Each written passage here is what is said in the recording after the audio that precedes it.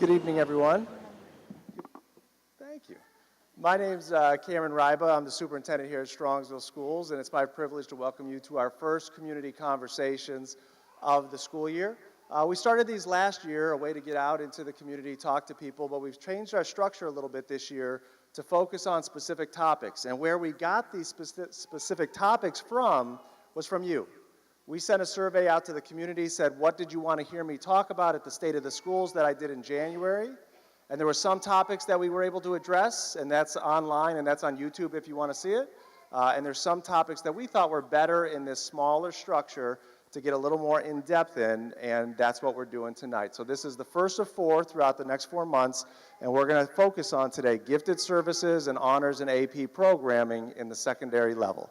So the one thing I've got to time is my clicker has a little bit of a delay between when I hit it and then it goes up. So we'll try to time that out. So a few things we're going to talk about today. We are going to give an overview of gifted education, identification, and service options. So how do you qualify, how do you get identified by the state rules as a gifted learner, and what does that look like in our elementary schools? So we're going to talk about that, and then we're going to move on up to the middle school. I know we've got a lot of middle school parents here about making that decision for their 6th graders. So what does it look like to select honors courses at the middle school level, and how do you provide the best pathway for your child's future goals? And then we're going to move to the high school. What does AP look like? What does honors look like? And again, determining that pathway to meet your child's goals after they leave our schools as a senior. And then we're going to turn it over. As you see, we have a panel. We'll introduce them in a second. We'll have a question and answer panel, and then we will be available after the formal presentation and the panel to answer any individual questions that you may have. So in those 2 opportunities, I want you to think about what is a great group question and what is a question that's based on my individual child, my individual circumstance that may be best asked to one of our people after the end of the presentation. So we brought some guests with us to share. I've introduced myself. This is Erin Green, our Director of Curriculum and Instruction. She will be presenting on gifted identification services as well as elementary services. Mr. Steve Dietrich, our middle school principal, is here to talk to you about all things middle school. And we have Brian Tamino, Associate Principal, and Mark Smith, Berger High School Principal, that will speak to you on behalf of what is going on at the high school. So, before we go ahead and get started, we want to talk about submitting panel questions for the Q&A. So we have 2 wonderful folks with us today that have note cards. So if you have a question, they'll be up around. Beth, if you want to go on the other side now, and we'll stay over here. If you have a question that you want to write down for the panel discussion, just raise your hand and they'll give you a note card. Even if you don't have a question yet, you could keep it. When that question is written down, raise it up, and at the end we'll collect and share those as a group. Make sense? Everybody okay? All right, with that, I'm going to turn it over to Erin Green, who's going to give us some updates about gifted at the elementary level. Thank you. As Cameron said, I'm Erin Green, Director of Curriculum, and tonight I'm going to provide a somewhat brief overview of gifted services. It entails quite a lot, and also, as Cameron said, we would love to talk to you after, or if you want to look on the webpage, everything I talk about is going to be on there as well. I wanted to introduce Beth Burdick. She's passing out the cards. She is our gifted coordinator in Strongsville City Schools, so we are very lucky to have her. And also, Leanne Ambrosiak is here. She is one of our gifted intervention specialists in the elementary school. So, a little bit about identification and the overview. The state of Ohio does have parameters and rules all districts have to follow in order to determine students that are gifted. And the state of Ohio mandates that we assess, but they don't mandate that we serve. So if you see up here the areas in which we can identify students, cognitive thinking, and then specific subject areas, reading, math, creative thinking. And what they have us do is, in a grade band between K and 2, we have to screen the students, and then in a grade band between 3rd and 6th. And that is relatively new. New operating standards came out just this year, or last year now, July of 2017. So what you're hearing may be a little bit different if you had children that went through the district previously. We've changed a little bit where we do the assessing. If service is provided, as it says here, there are a lot of mandates and rules that the district has to follow. So it's not something we just get to pick and choose what we want to do. It's very regulated by the state of Ohio.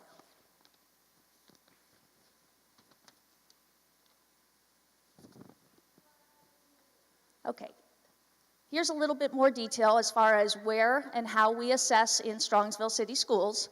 And you'll see that in grade 2, this is what we did this year and plan to do in future years, we give every student in grade 2 a cognitive abilities test, and we use the COGAT. We also provide Iowa assessments in reading and math to all of our second grade students. And we are doing creative thinking this year for the first time. And that'll be a checklist that we give all of the teachers for any student that scores, as it says, 112 or higher on the COGAT. Similarly, in grade 4, we again offer the COGAT and the creative thinking checklist. In grade 5 is where we do the Iowa, which are the specific subjects. So we screen for the reading, the math, the science, and the social studies, all in 5th grade. And then once we do that initial round, which is in the fall, we have follow-up screenings. And so on the right-hand side, we do referral testing. You can be referred by a teacher, you can be a parent that refers your son or daughter. You can actually self-refer if you're a student. We also do anyone that was close on the fall screenings, we reassess and we see if they meet the cut scores. As you can see, we put some numbers together here. Students that have superior cognitive ability, just kind of the definition there, they would score 2 standard deviations on a standardized intelligence test. So as I said, we use the COGAT. And you can see the numbers there. These are currently in our district students that are identified as superior cognitive. Okay, moving forward, we have specific academic, as I mentioned, with the Iowa assessment that we test. And you can see the numbers here for students in the school district currently that are identified in these subject areas. Across the top, you can see the subject areas, and then grade bands are down the side. This number is changing almost on a daily basis because we're in the middle of identifying right now. So numbers have probably gone up a little bit since we put this together. But that's an approximate number there of students that are identified within our Strongsville City School District. And you can see the total there. I think that's a pretty impressive number. K through 12, we have 1,034 students currently that are identified as gifted, and that's 19% of our population. Looking into who is served in the district, we have 178 students that are served in grades 3, 4, and 5 in our mathematics program. And that is in enriched mathematics. We use gifted intervention specialists, and it's grades, as I said, 3, 4, and 5. And then we also have 72 students that are in the first year of an advanced placement. What that means is either they were students that entered kindergarten early, or they're in the first year of an accelerated math placement, perhaps. They may be a grade acceleration or a subject acceleration, or an early graduation from high school. So the first year that they're in that program, we can count them.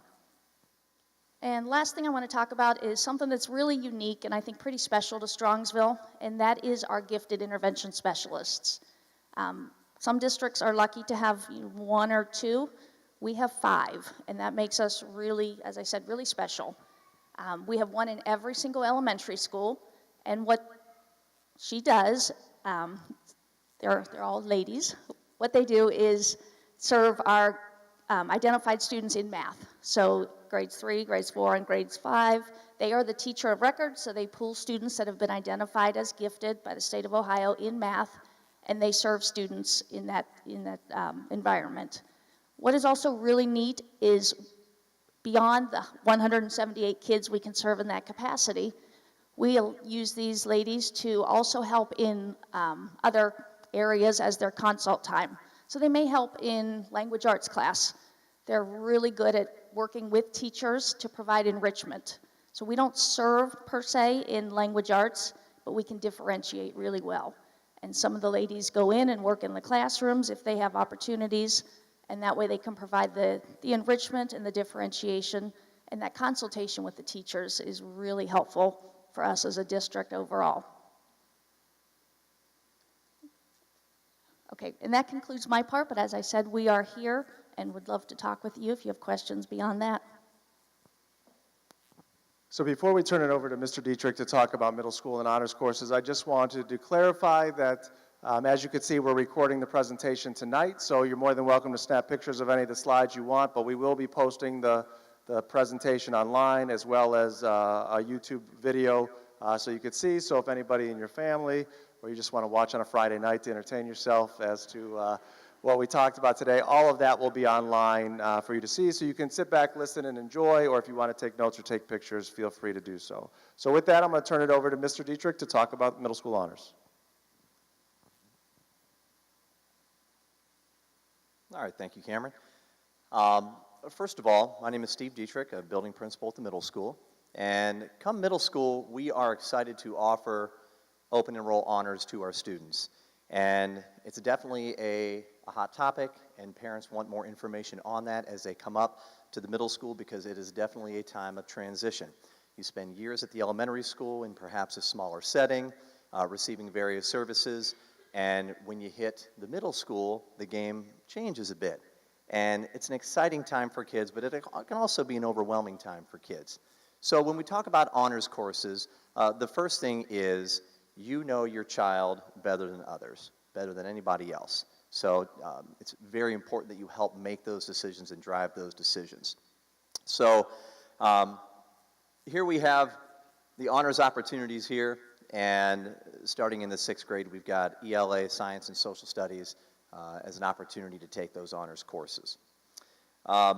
With each one is summer work, so there's things that come into play where if you do choose that route of honors courses, it can be a varied combination of those courses. They do come with summer work, and we also encourage teacher recommendations, definitely. So we want to have a lot of different data points as to see if your child is ready to perhaps, whether it's take that step into honors courses, or you feel my child has gotten gifted services already, this is going to be great, we're going to put my child into all 4 honors courses.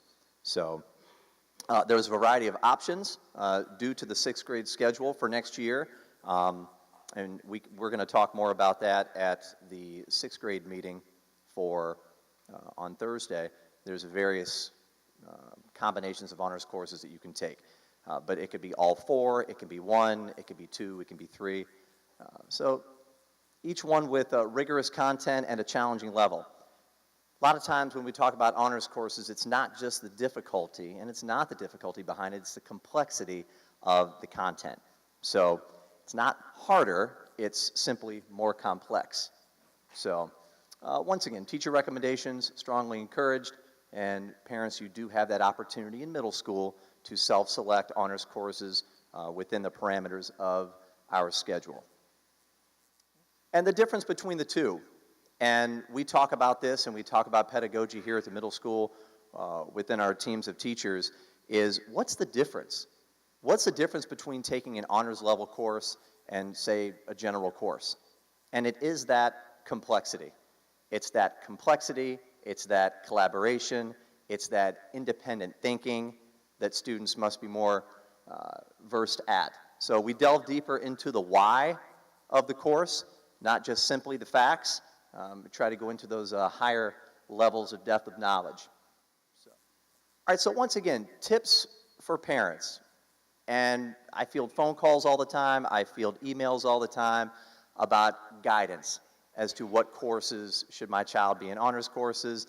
And we've got the Iowa testing in 5th grade. We've got the air testing that comes out with those results. So we take a look at those data points.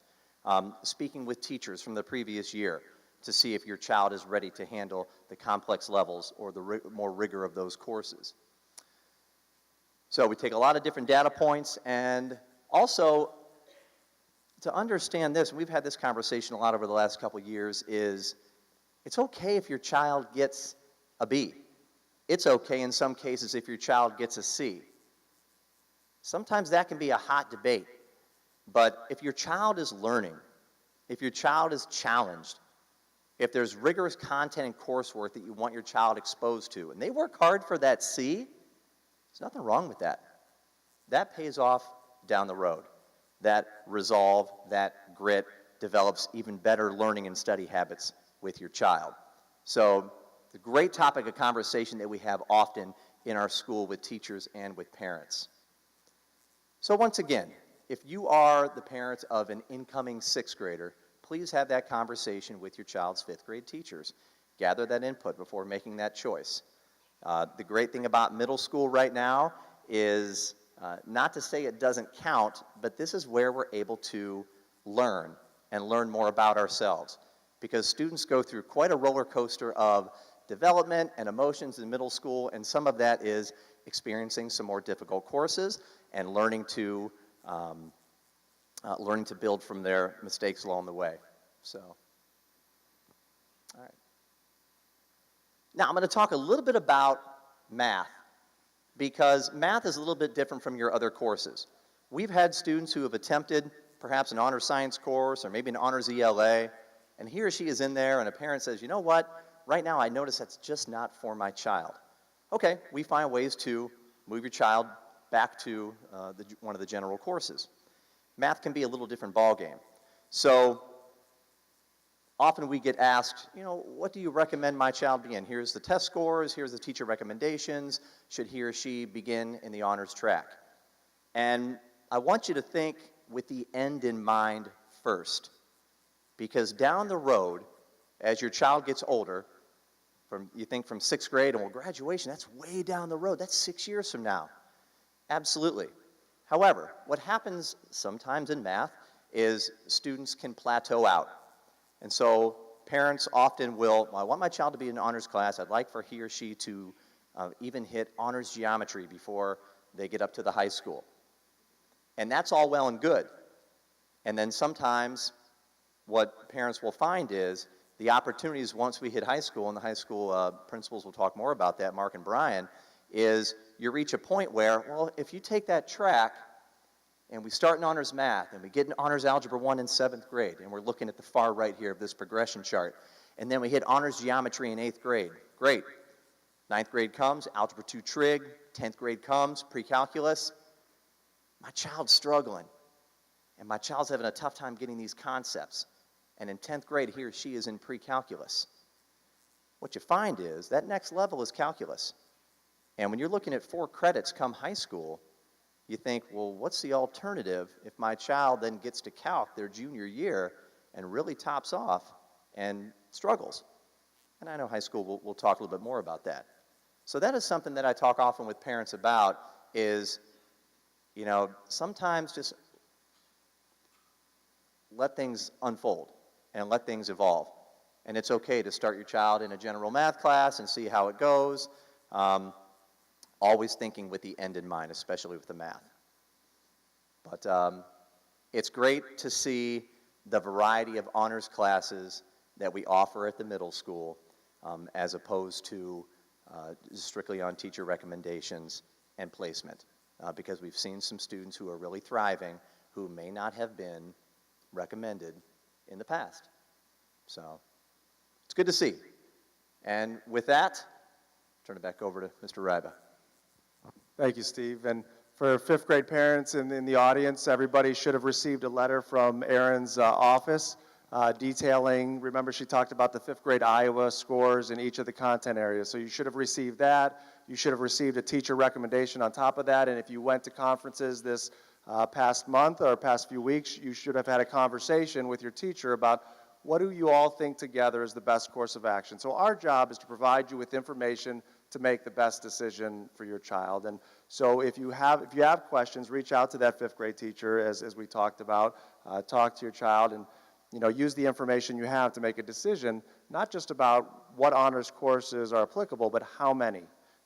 Because it is a transition, it's a big transition in our kids' lives. We also have to think about they're going from an elementary school of maybe 300 to 400 kids to a middle school of over 1,300 to almost 1,400 kids. Just the social changes a lot, and we've done a great job of transitioning, but keep all of that in mind as you make that decision on their path to 6th grade. So we're now going to turn it over to high school to talk about what's going on there with honors and AP, and we're going to start out with Mr. Tamino. Brian? Good evening, everybody. And again, I'm Brian Tamino, the associate principal at the high school, and I spend a majority of my day working with Mr. Berger and Mrs. Green in the area of curriculum instruction. So I'm very happy to be here to present to you tonight. So a lot of what Steve said about the middle school applies to the high school, and then we have that next level up, which would be advanced placement, which I'll talk about in a second. So at Strongsville High School, we have a program of studies which we have linked to this presentation if you'd like to go look at it. It is a comprehensive listing of all of our programs, including the honors and AP programs. We are very proud of our offerings at Strongsville High School. A few years ago, Mark and I did an audit, and we compared what we offer versus what other schools around Northeast Ohio are doing, and I can tell you unequivocally, our program of studies rivals anybody in this area. We're very proud of that, and we've added on to our program the past few years, so we're very proud of it. And our AP program has grown, and Mark will talk a little bit about, we were even awarded a distinction by College Board, and I will let him talk more about that later on. So as you can see on the slide, we currently offer 16 different courses in 8 different academic departments that are at the honors level, and 27 different courses next year in 6 different academic departments. And that's quite an accomplishment. That has grown over the past few years, and we're very proud of that. And I'll talk about the difference between them in a minute. So, honors. These are the honors courses that we have. And honors, everything Steve said would apply at Strongsville High School as well. The rigor, the depth, the pacing is a little faster. It is the same content as the regular course level, except there's going to be a little more rigor, probably a little more writing, definitely more creative thinking and critical thinking, those kinds of things. So if you see here, we have a very comprehensive list of honors classes in these departments. Some of them are as early as 9th grade. Others are senior-only course. The music classes do require performance and so audition.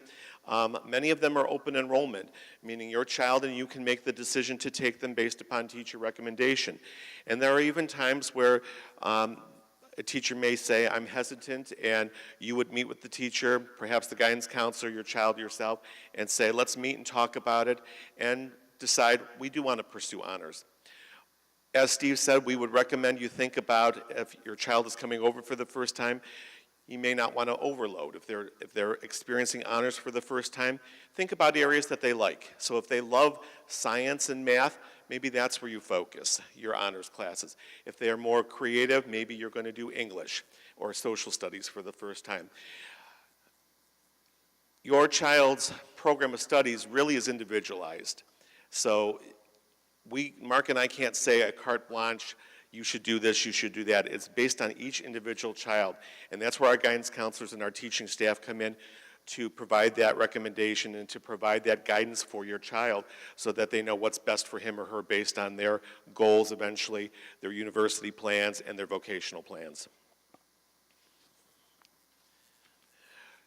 You can see here our AP offerings, and it is extensive. We offer a large variety of AP. There are very few AP courses we do not offer, and we're proud of that.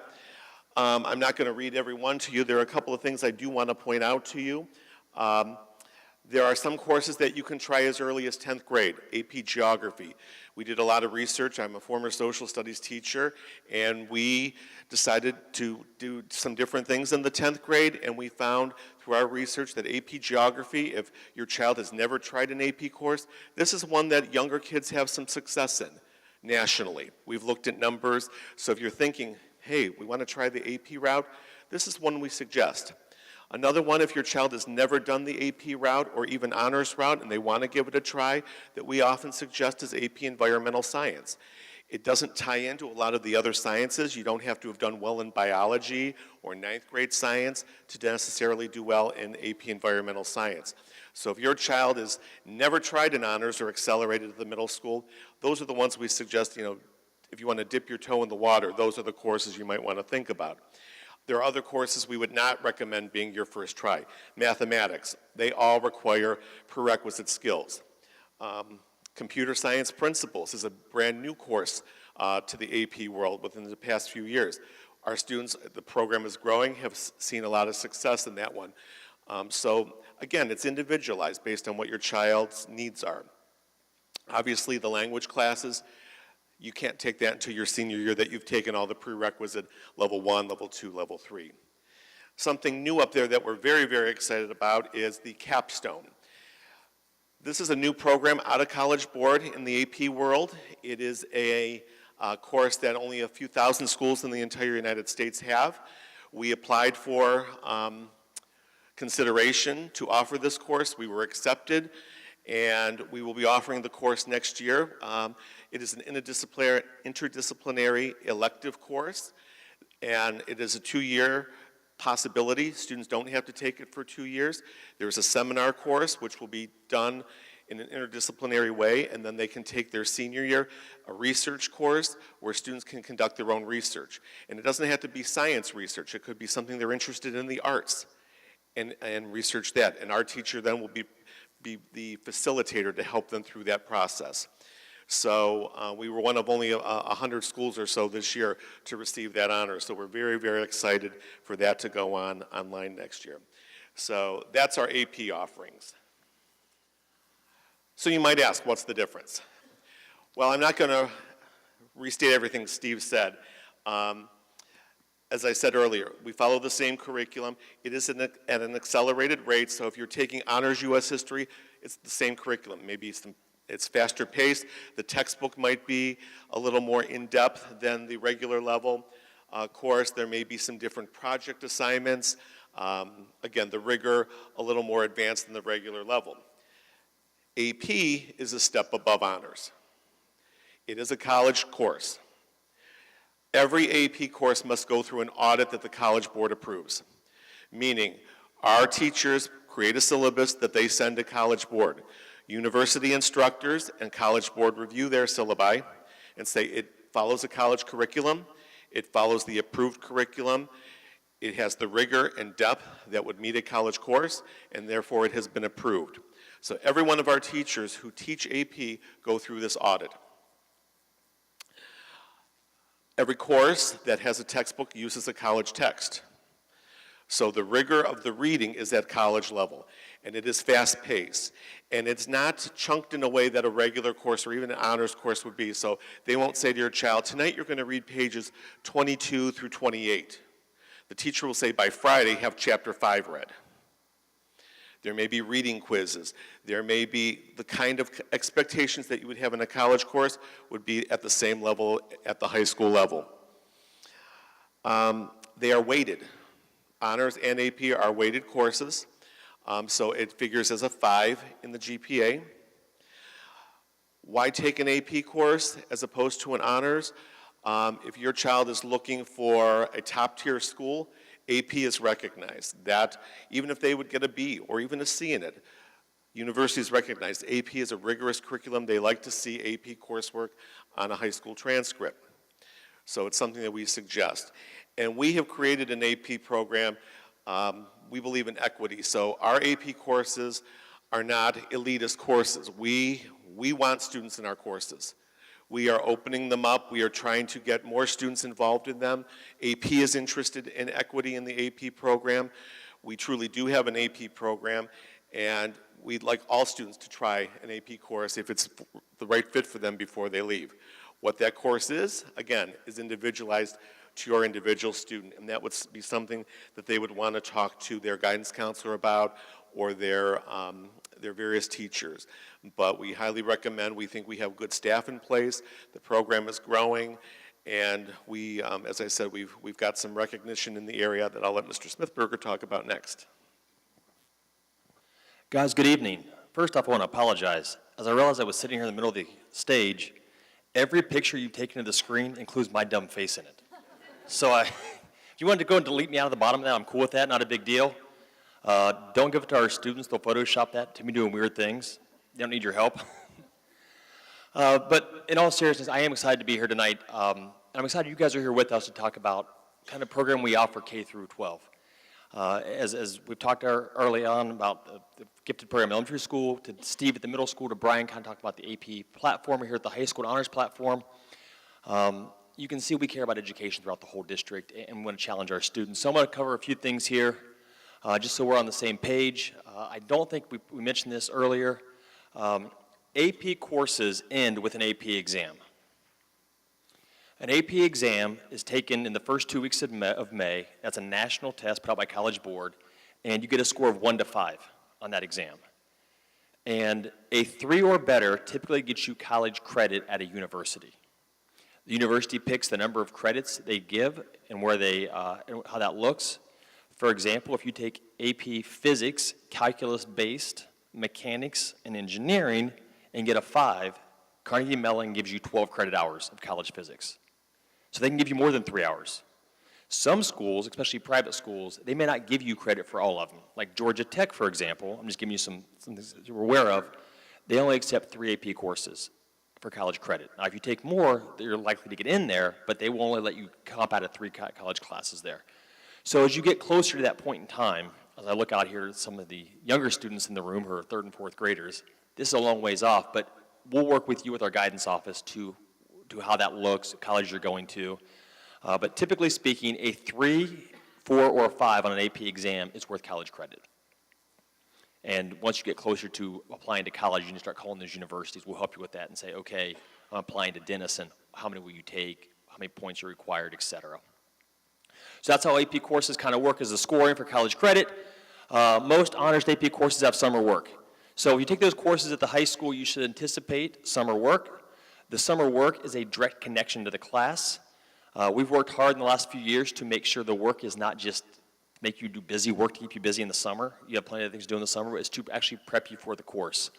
So it's very applicable to what we're doing and how the course is going to set you up for success. Oftentimes, based on the amount of material the course needs to cover and the depth it needs to get to, it needs to include summer work. So you should anticipate that. If you have a future high schooler like in the next 4 months, check the website. All those things will be posted. Most of them already are posted for summer work.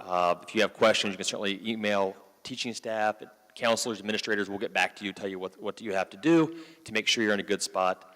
It's never a good feeling your first day of high school and they say, where's the summer work? And you said, what summer work?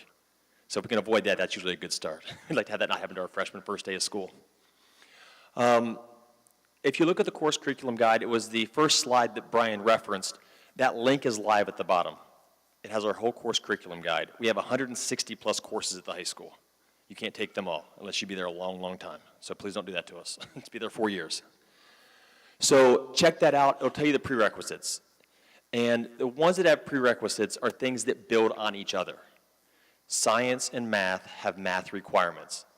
Doing physics calculus-based without having calculus is not going to work for you. So I think that makes sense to us as adults. Sometimes students are like, I want to take that course. Seems like it'd be a fun thing. Well, we have to do the prereqs first. Same thing in world language.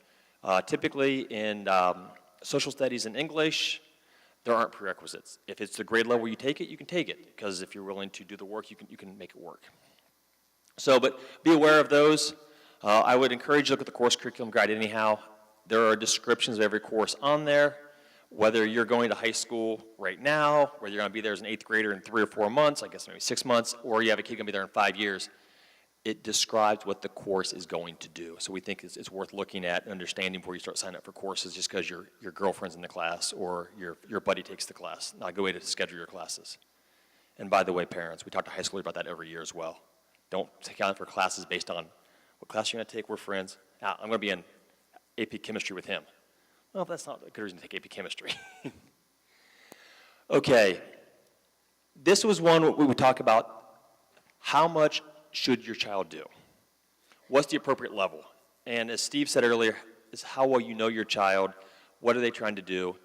We really believe that everyone should take an AP or honors course if they're college bound. Here's our rationale, at least one. At least see what it's like. Get used to it. Get used to the reading requirements, the level of studying you're going to have to do. It prepares you for the future. We always talk to students about, when I go swimming, I dip my toe in the water. I want to go swim another way, I get it. but you want to see how warm the water is, what it's like. So testing it at a safe environment like high school is sometimes better than doing it at a university level and get, well, you feel like throwing it deep into the pool and, oh my goodness, this is so much work. So we really think everyone should do that. Quite frankly, we've opened up the AP enrollment.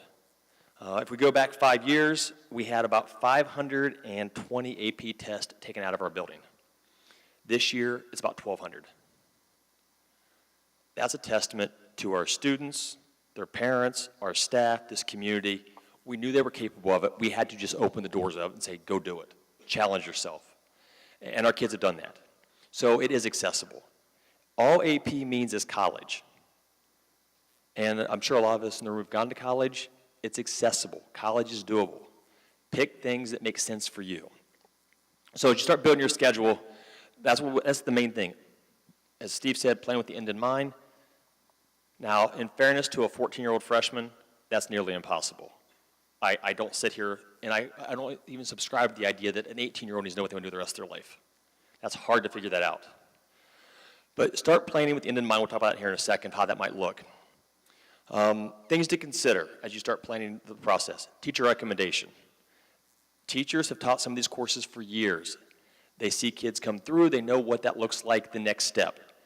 Take that recommendation seriously. Oftentimes, it's not about ability. It's about desire. And if all year you've done C-level work and never wanted to do any homework and it had to be pushed and pulled to get things done, taking a class that requires more independent work may not be a great idea. So listen to the teacher. The teacher will talk to the students. We're scheduling at the high school right now.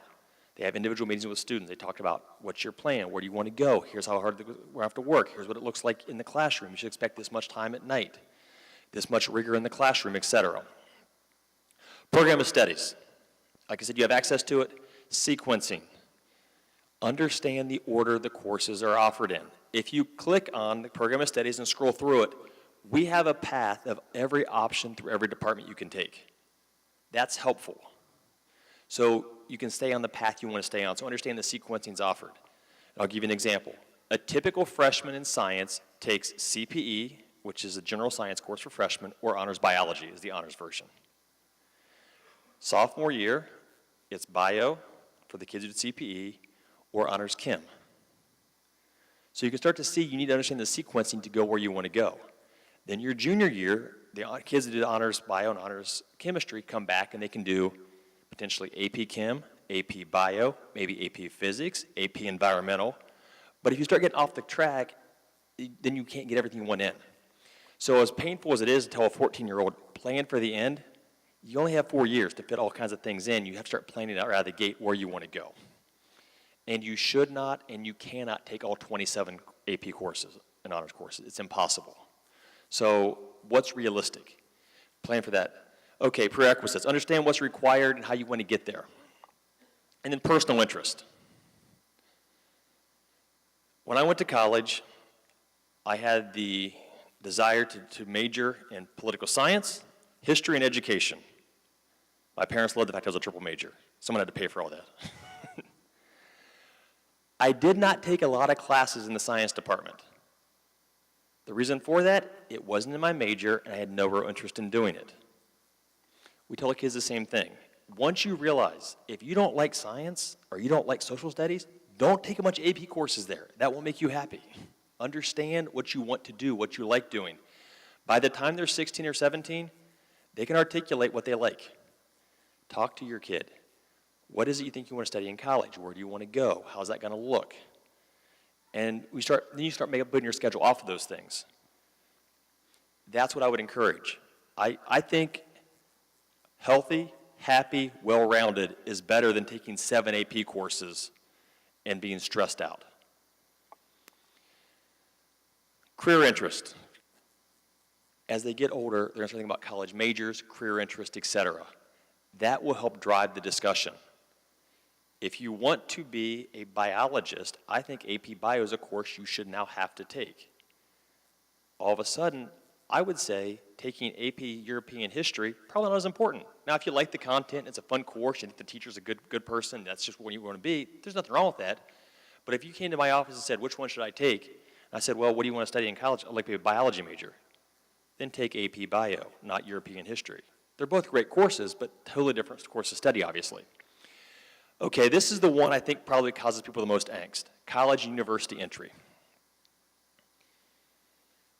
As you get closer, universities will start to look at your high school transcript. The more AP and honors classes you take, the more they like you. That doesn't mean you're going to get a full ride. That doesn't necessarily mean they're going to let you in. So a student comes to my office, and we have this multiple times a year. I'm planning on going to an Ivy League school. What should I do? My answer is, well, you need to work really hard. I would take every advanced placement course you can. That's going to matter to them. That's an elite school. If the answer is, I want to go to a state school, I want to go to Akron. That's a fine school. Akron's entrance requirements versus Yale's are vastly different. So what you're planning to look a little different then, how you want to progress and what you're trying to do. So we'll start talking early on about what it is you want to do, and we don't need to narrow it down to one school, but I went to Ashland University. Ashland University does not require you to have a 35 on the ACT. They don't require you to have a 4.7 GPA.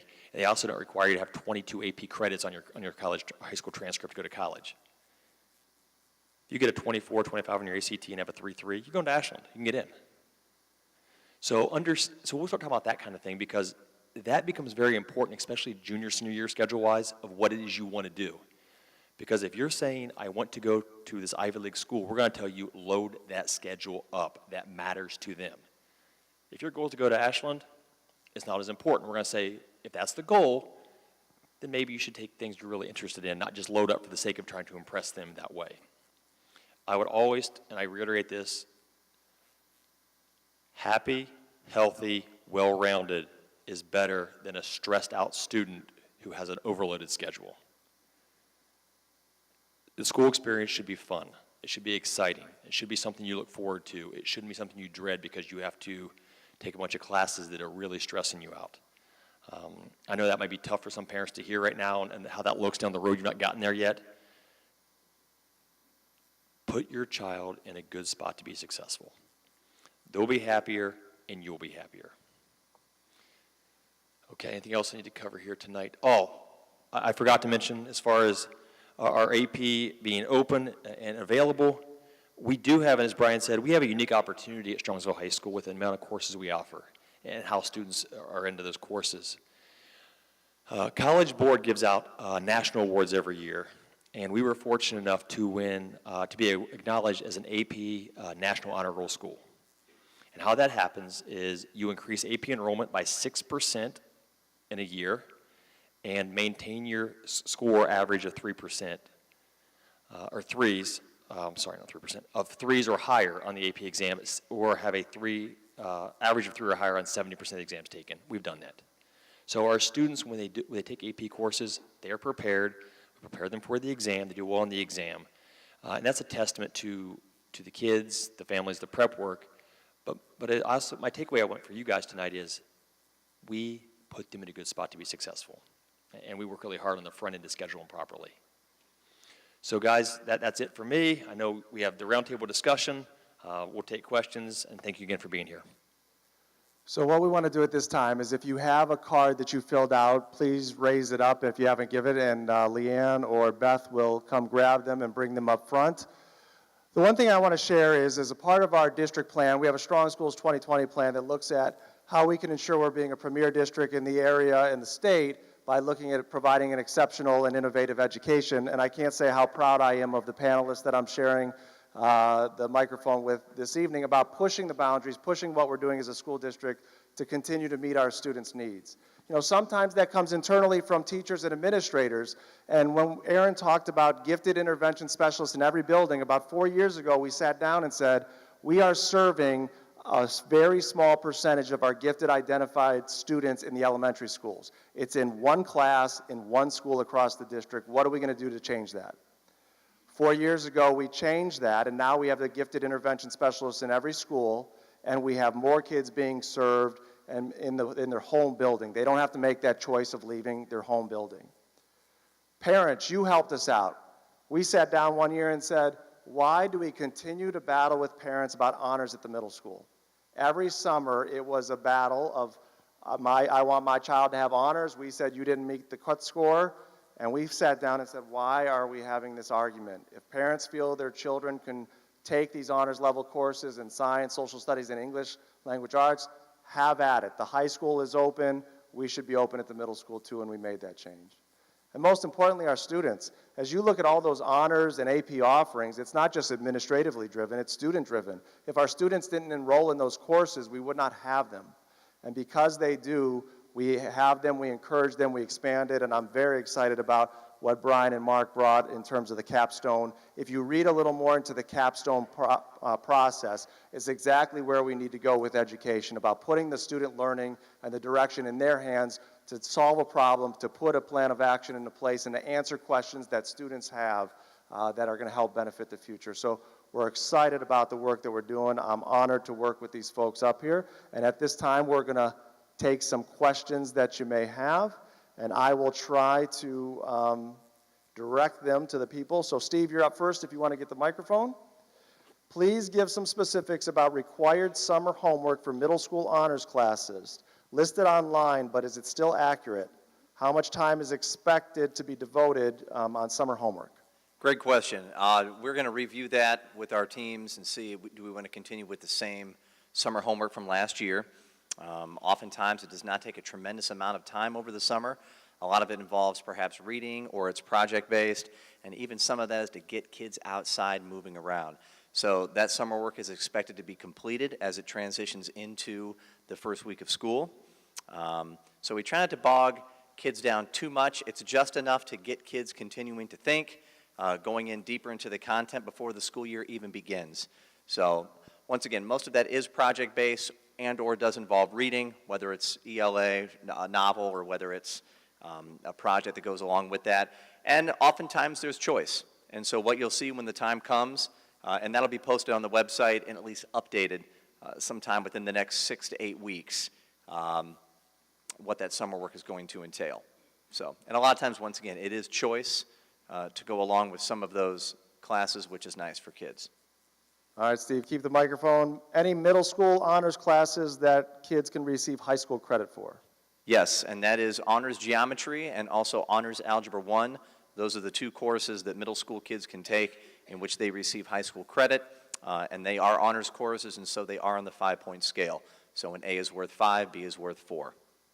And finally, Steve, in this batch, are there any computer science or coding classes, et cetera, at the middle school? We have Project Lead the Way in partnership with Polaris Career Center, and what we have for 7th graders and what we call the Wheel, and it's a 9-week course. It's design and model, in which they do all sorts of neat things. They've got 3D printing in there. They do some CAD, computer-aided drafting and design, and it's a very interesting class, and it's a well-received class by our students. All students do take that in the 7th grade. Come 8th grade, they will also take automation robotics, which once again is a very popular class here, very much hands-on, building robots. So I hear and I see a lot of action taking place in those classes.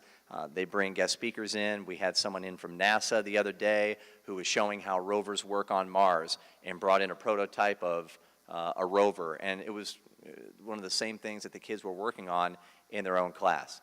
So those are two courses that are fantastic for our students and are quite a draw. All right, pass it on down to the high school folks, if you would. If it's easy, I'll answer. If it's tough, I'll give it to Brian. That's right. What support does Strongsville City Schools provide for information on college entry testing, or any advice you have about ACT, SAT? That's more of an individual discussion of what your child's trying to do. Globally speaking, we encourage your child to take the test first before you spend a bunch of money on a prep course, see where they fall and where it lies.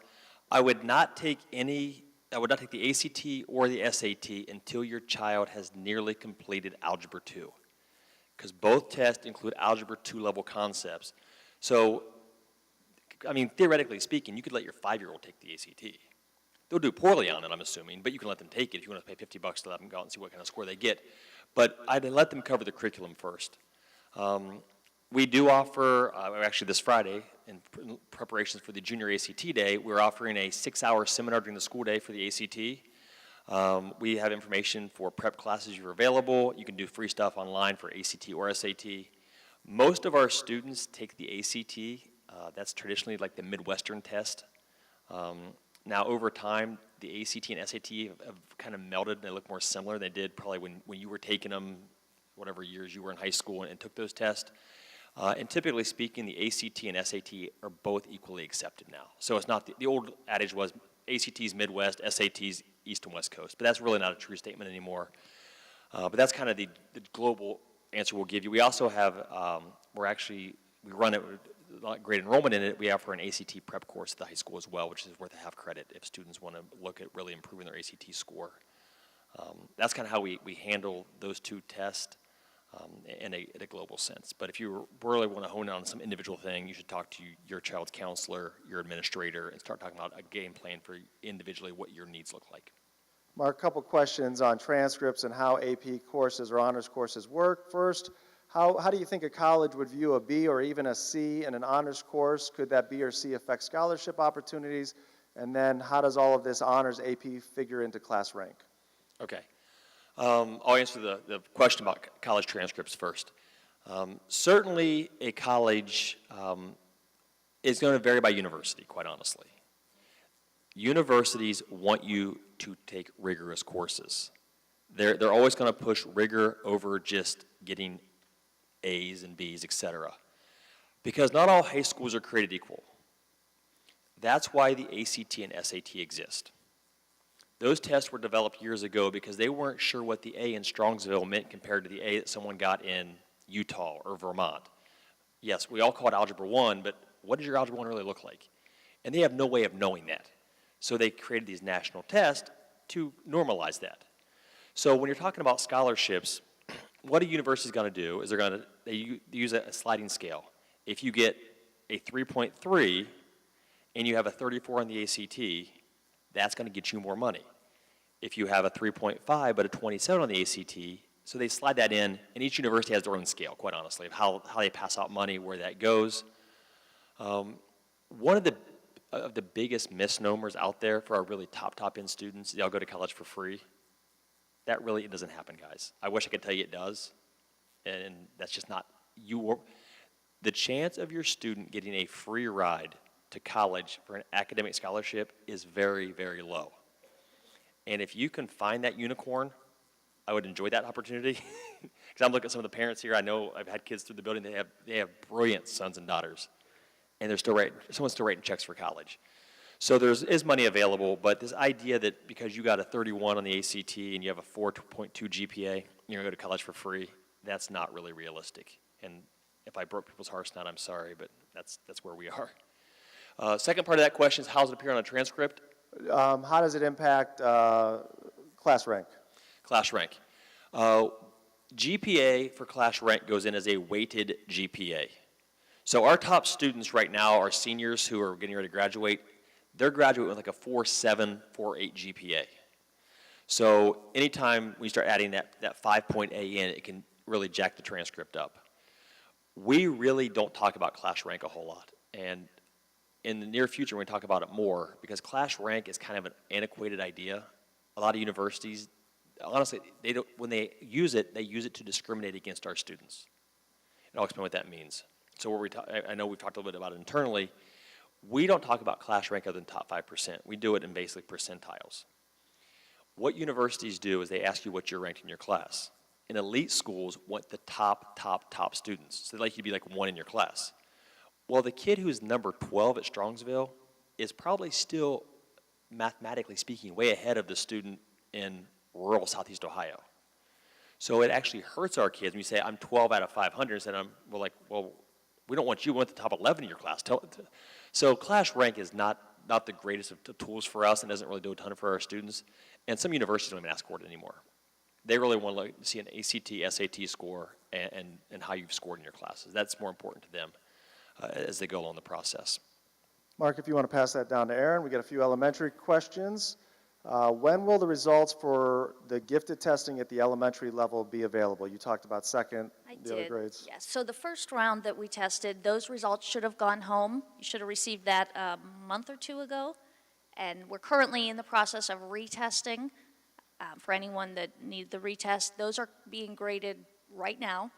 I would say a week or two, maybe 2 weeks, maybe 3. You'll get those results then after that. Then we had a couple questions about, you shared with us tonight that we provide services in grades 3 to 5 math. Any plans on adding language arts or expanding beyond math in grades 3 to 5? So that was one of the things we looked at when we sat down and thought about who we could serve and the greatest number of students that were identified.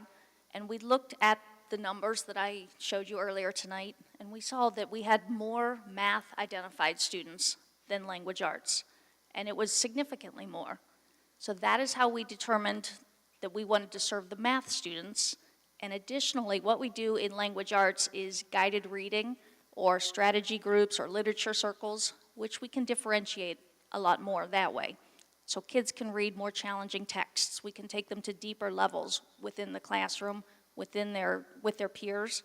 Whereas with math, it's a pretty standard curriculum. And absolutely we can differentiate, and we do, but it makes it even easier when we have the gifted intervention specialists. So we will revisit that and see if there's a change in numbers. If we start to see a lot more identified in ELA, then we may, have that conversation that it's time to make a switch, or we wish we could serve more students. We just have limited capabilities because we have so many students, and we're lucky to have one gifted intervention specialist at every building, but their schedule is pretty well booked throughout the day. So that goes on to another question, and Beth is going to come up and answer a few more. It talks about the percentage of students, and if we have 19% in the gifted program, now that's a district number, but why do we not have more gifted intervention specialists at the elementary school? And this talks about funding and where do we get the funding from. So the majority of the funding for the gifted program comes from our general fund budget. So we hire a gifted intervention specialist and pay for it through our tax dollars and our state funding, like we do general state funding like we do for any other teacher. So it's a decision that we've made to add that service. We have to look at, it would be great to add 5 more gifted intervention specialists. But when we look at adding 5 more teachers, you're looking at almost $500,000 of expense at that level. So we look at how do we balance what our kids need, the services we can provide, the services we provide at the middle school and high school, and absolutely we would love to do more, but we have to look at within our financial budget what is reasonable. And there's a question about is the gifted program dependent on the state funding? No, it's not. It's dependent on our funding. So schools go through cycles of funding. The last time we passed a new operating levy which pays for district expenses outside of building buildings like the middle school and renovating the high school was 2007. So that revenue stays relatively flat. So we've been living on $2007 dollars. We're projected to be able to be financially stable until 2021. And so until that time, we're able to provide the resources and programs, and we feel that it's important to continue to provide these services so we have some time, and it's not just looking at gifted, it's looking at holistically, how can we increase revenue sources, and how can we reduce expenditures across the district, and so that will be sometime in the future, but right now, state funding is not contingent on our gifted intervention specialists. Beth has a few questions that she's going to answer for us. All right, so this question mainly concerns parents who have kindergartners through second graders. They're not, there's no programs offered in the K-2 band, and they're saying that they're wondering when should they push for interventions? How do they know if their child is coming home and saying they're frustrated and bored, when do they push for interventions? My first thing I would say is talk with the teacher. You see your child in isolation at home, but of course, sometimes you see your child in a different light than your teacher does. They can be hiding some of their talents from the teacher, or you might not have a realistic picture because you don't see all the other students. So it's really beneficial to have that conversation with the teacher where you are telling the teacher what you're seeing at home, asking them what do you see there, how does that compare to what you're used to seeing for students that age. So that's the first step, is really having that conversation with their classroom teacher and being very open and honest and sharing what you've seen and what your concerns are. If at that point you're saying, okay, I think maybe there might be something there, you can refer your child in a K2 grade band for testing. Now, keep in mind, they are tested beginning in second grade, but if you think you have a child who is far and above and the teacher is saying, yeah, there's something there, you can parent refer that child for testing in kindergarten or first grade to see if there's something that you should be looking at. But I would definitely start with your conversation with the teacher first. We do not have programs, so to speak, services in K1, but teachers definitely do and can and do differentiate for a child who has exceptional needs, and our gifted intervention specialists at the building can support the teacher in that. The second question here, wondering if, let's see, if a child is identified as gifted in K2 and enters the program for third grade, what happens if they do not test gifted during the 3 to 5 testing? The state of Ohio has a policy, as every district does. Once a child is identified, that identification stays with them throughout their public school career, so kindergarten through 12th grade. So if your child is identified in superior cognitive ability as a kindergartner, that identification follows them all the way up through till they graduate. If they test a year later and that test score does not meet that cutoff, it doesn't matter. They've done it once, they're identified. So we aren't going to yank services because they scored lower the next year. And one last question. Would taking, how do you say it? The NewMats test in 8th grade help? All right, so the NewMats test is something that we offer as a service. We send out information saying your child can take the ACT or the SAT early. The benefits of that is, one, they get kind of an early start on figuring out what these tests are like, getting some practice runs at it before they get into high school, and it becomes a lot more important. That also opens up some offerings for them as far as online courses they can take. And it also gives you some feedback on, are they going to be ready for AP courses, and what type of AP courses are they going to be ready for? So there's a lot of online information that you can access through the NewMats program. We offer that to you, and then after that you kind of take it on your own and you can use all those resources. All right, 2 more questions for the high school. I'm getting information about taking an online class at Northwestern for gifted and talented. Is this recommended, and is there credit for my child? Well, yes, if you take a class online at a university that is accredited, we can certainly give you credit for that. Please work with our guidance office before you go do that. Northwestern, we work with them from time to time. They are accredited, it would work. But if you show up at our offices without telling us you're doing it in advance, you could take it from a school that's actually not accredited, and we would not receive that credit back. So if we communicate early on, it makes it easier so we're all on the same page and there's no miscommunication. What was the second part of that question? There was no second part. That was gotcha. it. You got it. So I'll give you, there's a second question though. Would there be any pre-test for AP courses for a student? So we talked about dipping the toe in the AP water before taking the course. Is there anything to know whether he or she is ready to go? If you get a chance to look at the course curriculum guide, you're going to see that honors usually leads to the AP track. There are no levels in our building anymore. We used to have levels where you could pick between, let's say, English 11, Honors 11, and AP English. The honors now fades out and the AP takes over. So kind of the prereqs, if you were talking about that way, would be take an honors course before you get on that path. That would be the advice I would give you. As far as a pretest, I would probably, I mean, if you're concerned about something in the way of like a pretest, like can they handle AP calculus? Well, you would have to be in pre-calc already, and we could give you some variation of a test to say, hey, look, is this yes or no? But we don't really have a true pretest as a kind of a cutoff point. Hey, you scored above this line on this test, therefore you're AP ready or not. PSAT, when you take that, they will get back. PSAT is owned by College Board, which also runs AP. They will tell you AP courses that they think you can get a B or better in. So they will give you feedback when you take the PSAT of, hey, here's things we think you'd profile well in based on how you scored on the PSAT. So there are some markers there, but nothing definitive that says you're going to get a B or better, or you're really prepared for AP chemistry, but you would be unprepared for AP physics, nothing like that. Thank you, Mark. The last question is about teacher recommendations on honors courses. I can answer this one for the group. It was, if a teacher recommends one honors course, is that sufficient for the rest? Remember, as we talked about, honors courses at the middle school and high school are open.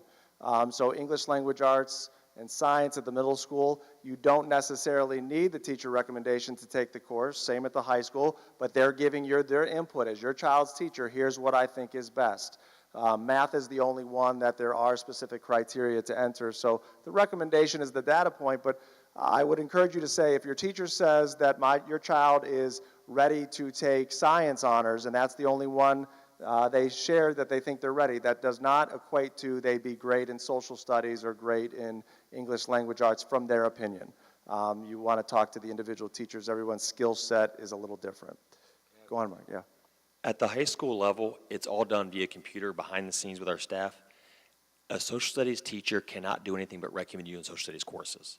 So even if they're like, hey, I think you'd be great at math, they can't even do anything with that recommendation.